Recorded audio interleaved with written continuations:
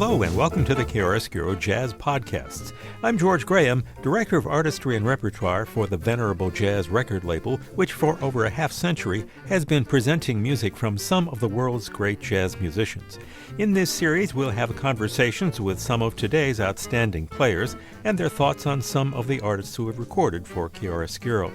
This time we continue our conversation with multi-saxophonist Lou Marini, Blue Lou as he is often called. An outstanding jazz musician working professionally since the 1960s, he's performed with Woody Herman, the Thad Jones Mel Lewis Orchestra, was a part of the Saturday Night Live band, and has had a long career as a much in-demand studio musician, recording with Eric Clapton, James Taylor, Frank Zappa, Steely Dan, Tony Bennett, Aretha Franklin, and many others. Last time, Lou talked about his early experiences. This time, he talks about one of his most high-profile gigs, performing with the Blues Brothers Band with John Belushi and Dan Aykroyd. You're probably best known for your work with the Blues Brothers Band. In fact, there was a Blues Brothers Band reunion, the album The Last Shade of Blue Before Black, which you produced. Tell us a little bit about how the Blues Brothers Band came together, and then your kind of getting it back together again with Steve Cropper on this reunion album. Well, we actually got back to the way it started was Belushi and Aykroyd had this idea for a comedy skit, and Lorne Michaels just was not interested, and Tom Malone arranged a couple tunes that they suggested. I remember one was Rocket 88, and Lorne was totally unimpressed by it. Lorne Michaels, the director, and so they did 2 weeks worth, 2 tries, and he nixed it, and so they were ready to give up on it. And then that week, the show was like 3 minutes short, and Lorne said, "I guess you guys can go make fools of yourselves and do the Blues Brothers." And then the following Monday, they got so much positive input from all over the country that a few weeks later we did it again, and that even got more input. And then we thought that was the end of it, and a couple months later the season ended, and then it must have been a month later, Belushi called up, or whoever, I don't remember actually who called me now, but said, "We're going to go to Los Angeles and we're going to play opening act for Steve Martin at the Universal Amphitheater for 10 nights. And even then, it was just like, okay, it's a one-off. It'll be a good gig. It was good bread. We'll be in Los Angeles for 2 weeks because we were going to rehearse beforehand. And we rehearsed in New York. And, they put this band together from this wildly disparate elements. Tuck and Steve from Stax Volt, who didn't read music, and Matt Murphy, who was a real dyed-in-the-wool blues player who had played with all the great blues greats, and Paul Schaefer, who's like a musical sponge for all kinds of music. It's like everything he hears, he can remember it. Tom and I from North Texas, and was it Frank Zappa, Blood, Sweat, and Tears, all these different bands that we had played with. Alan Rubin, who was a virtuoso trumpet player, who was Juilliard graduate, groomed to be the successor to William Vacchiano as professor with the New York Philharmonic. I mean, it was a strange bunch of elements, and it just clicked by the third night of rehearsal. We were looking at each other, and we were thinking, like, for whatever reason, Steve Jordan, virtuoso young drummer who was just killer, and suddenly we had this killer band. And I remember, told this story often, but I remember we were getting standing ovations every night. One of the nights I looked down, and there was Jack Nicholson, and I was the outside horn player closest to the audience, and he was in the front row. And he caught my eye, and he looked at me, and he was wearing a pair of shades, and he lifted the shades up, and he went like, "Wow," And backstage, it was like Showbiz Central, Robert De Niro, Danny DeVito, Meryl Streep, Bette Midler, every night the other people backstage, So it was an instant success, and then the record came out, which is the live record, and that was a big success. And then the next thing you know, we're making a movie. It was all like a rocket ship ride. And at the same time, we're still working in New York in the studios and Saturday Night Live, and so it was a crazy time.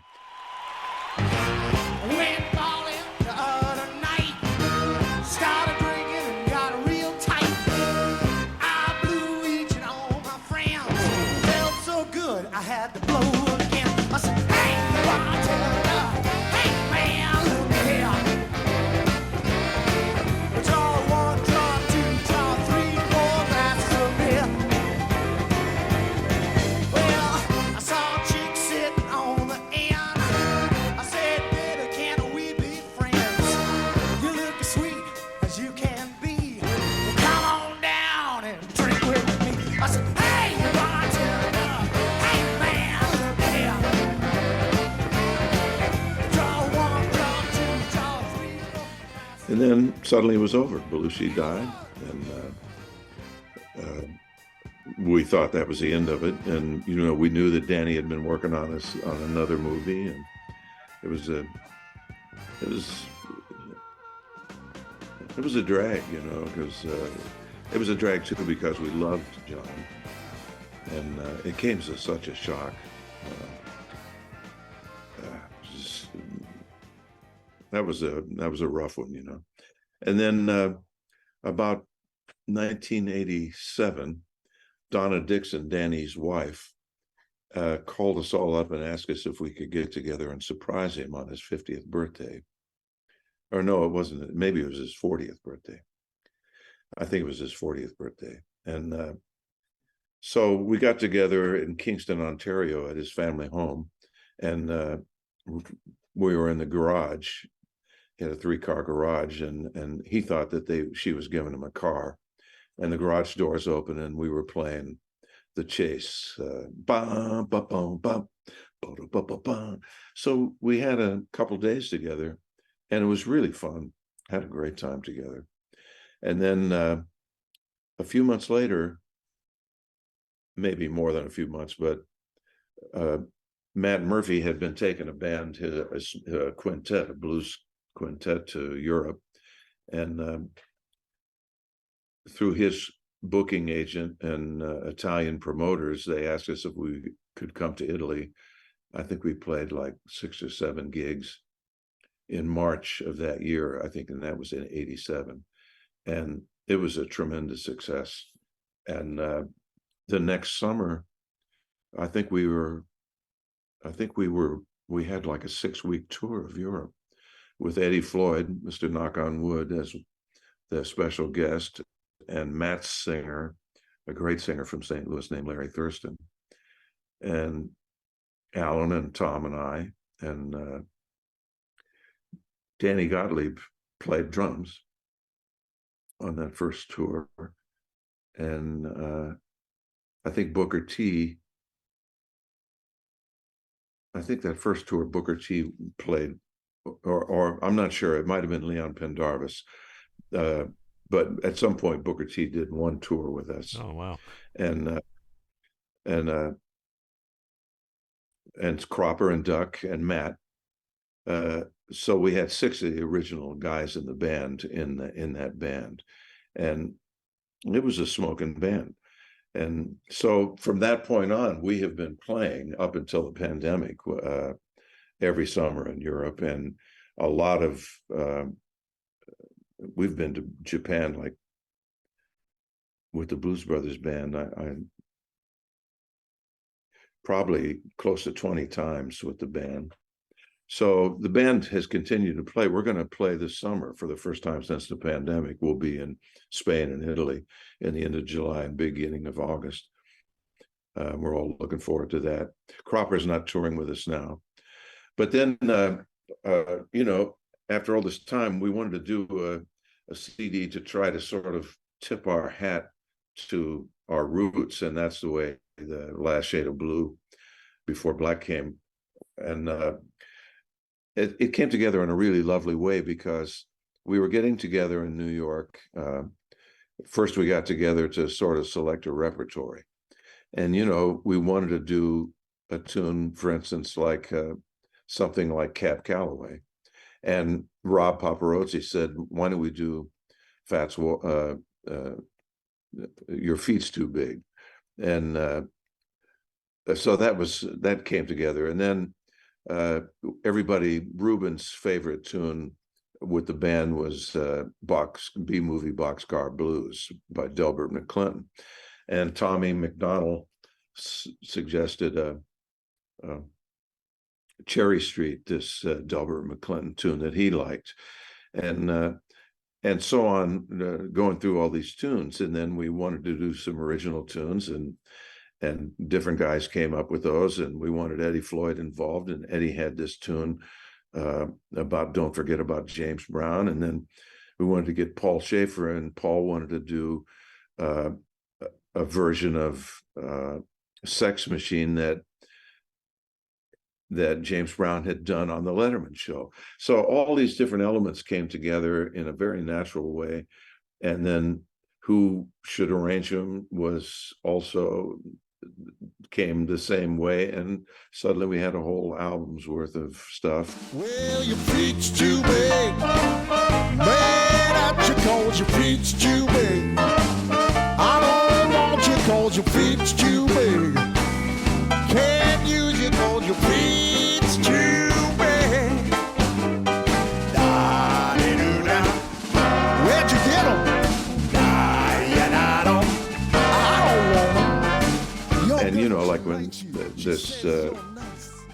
when Dr. John came, it was at the beginning of when he started to have pre-dementia, and whether it was Alzheimer's or what, we're not sure. But he came in, and Mac was beloved to us. I had played with Mac in New York with a wonderful band. It was always Lou Soloff and Ronnie Huber and myself, or the horn section.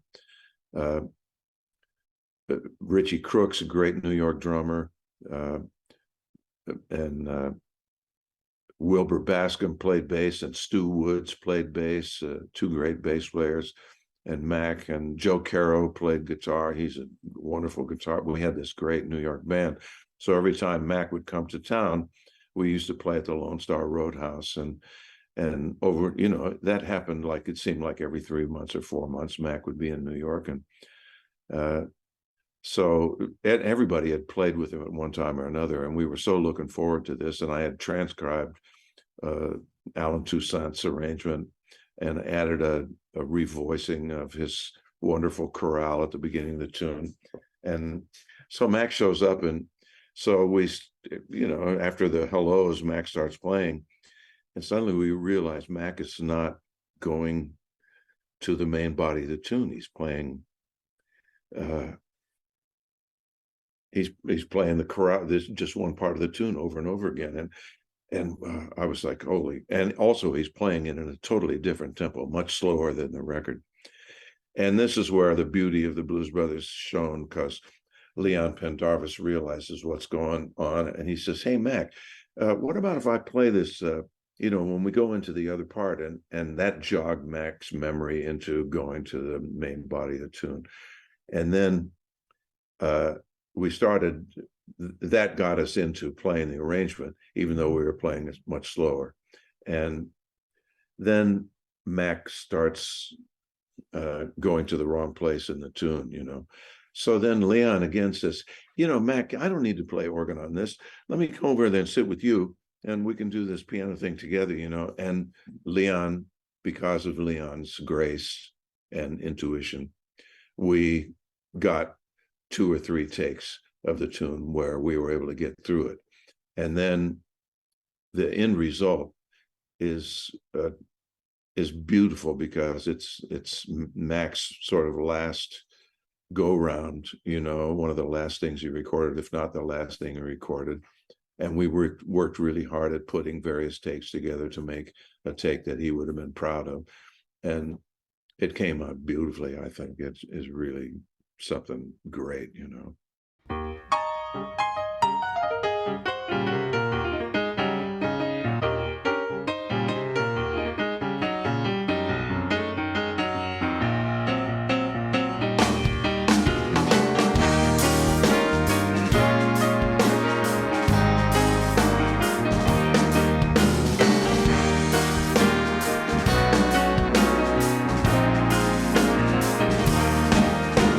Your state ain't no different than my pork chop.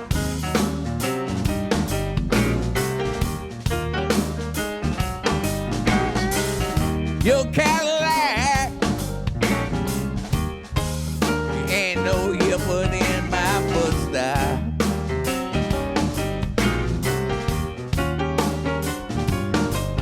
Your champagne ain't no different than my soda pop.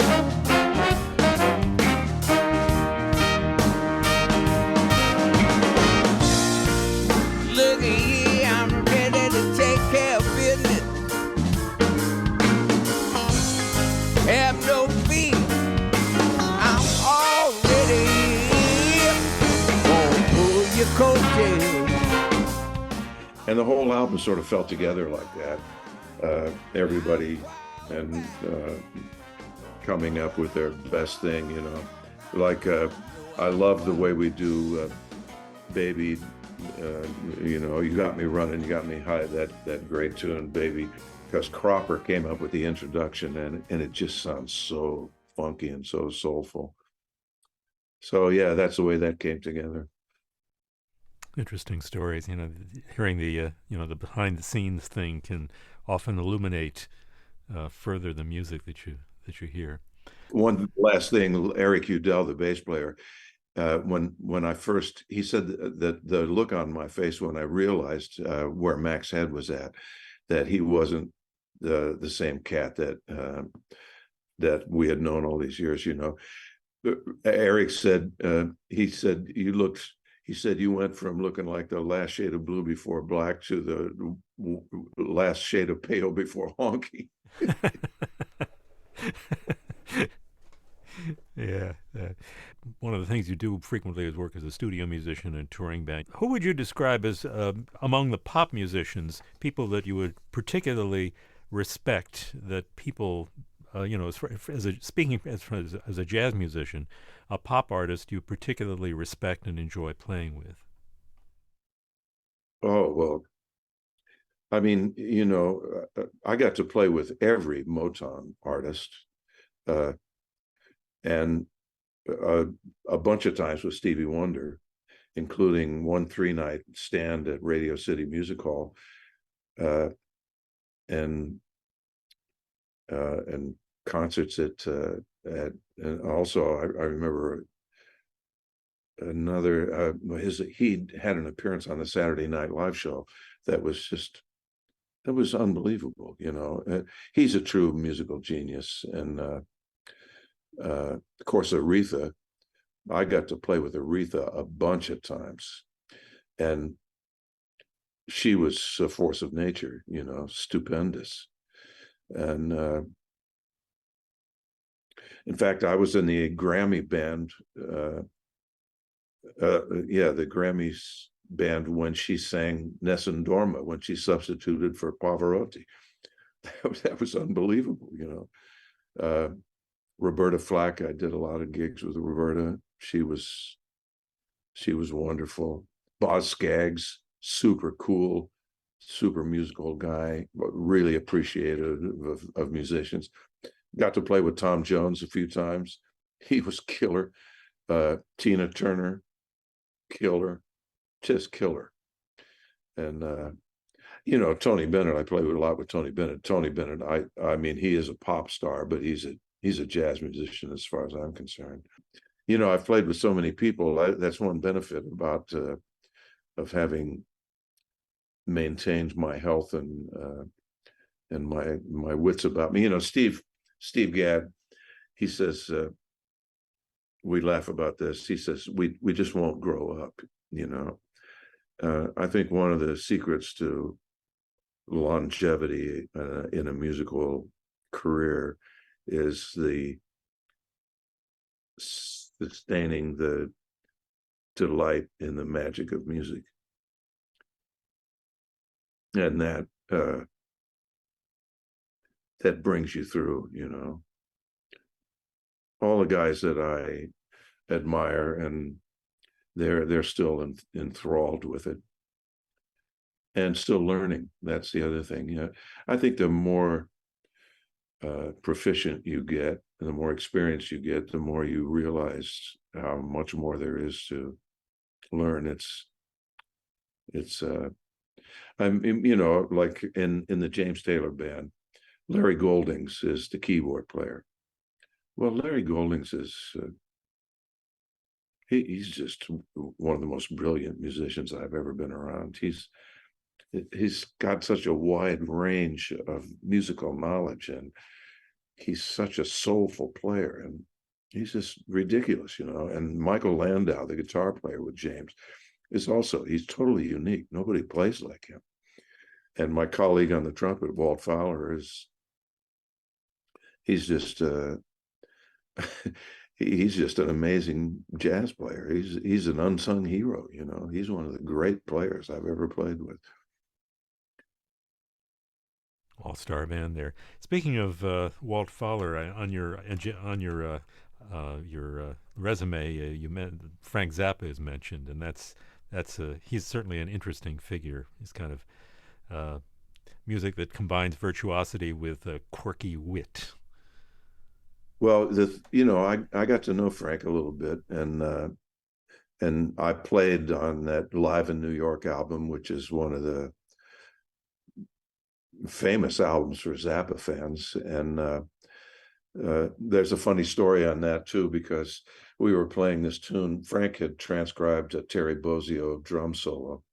He had transcribed the rhythms of it, and then he wrote a melody on those rhythms, and it was called The Black Page. And there were phrases where there were like 13 notes on one beat, 11 notes on another beat. It was totally crazy. And when we were rehearsing it was Mike and Randy and Tom Malone and Ronnie Cuber and myself, and we were rehearsing it. At one point, he said, "Lou, why don't you play it on soprano instead of alto?" And I said, "Frank, I'm a good transposer, but I don't know anybody who could transpose this, And he says, "No, don't transpose it, just play it." So everybody in the band is playing unison, and I'm a fifth away. I think he originally wrote it for soprano. He had me play it on alto. So it's like the guy in church who doesn't know he's singing the wrong note. I hated it. And Frank loved it. So he says, "Yeah, do that," So I think the second or third night of the gig, when it came to The Black Page, I decided he'll never hear the difference. I'll play it on soprano, and every tune was a direct segue, one tune to the other, And we finished The Black Page, and suddenly Frank is waving his hand and telling the band, "Stop, stop, stop," and we stop. Everybody's looking at Frank like, "What's this?" And Frank turns to the audience and he says, "Ladies and gentlemen, we have a special treat for you tonight," because, and he turns around to me, points at me, and he says, "Because Lou Marini didn't switch to alto saxophone, we're going to play The Black Page again." And I remember Randy Brecker, under his breath, he says, "You son of a bitch." He made us play it again.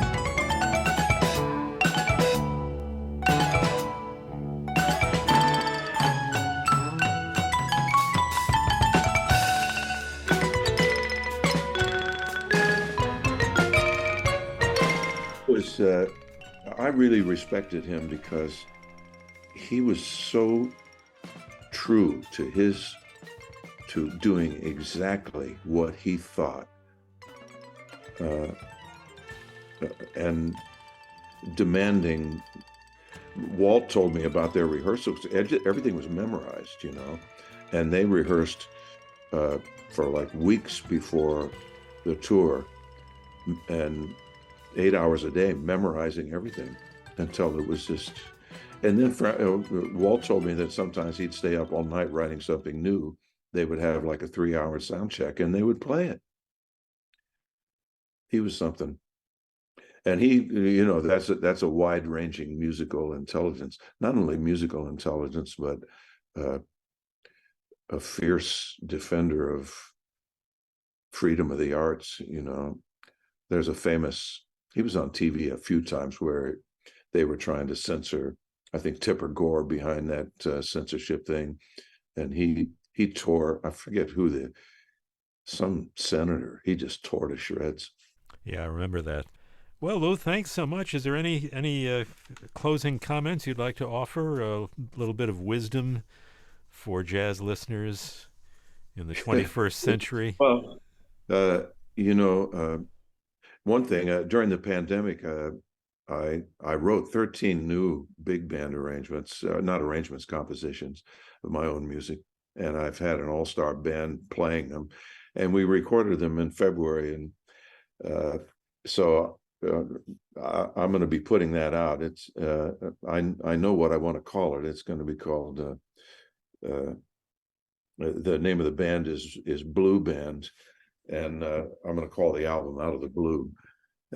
It's not your mama's, papa's big band music. It's really challenging, and it's a wonderful band playing it. So I hope people will look for that. And I'm not sure when that'll come out, but it's all mixed. So we've got that first steps done. And as far as words of wisdom, I don't know.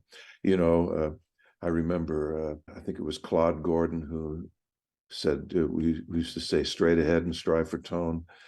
We're definitely in challenging times. And I remember meeting a sort of a guru kind of woman one time who said that music is the only thing that keeps the human race from spinning off the planet. So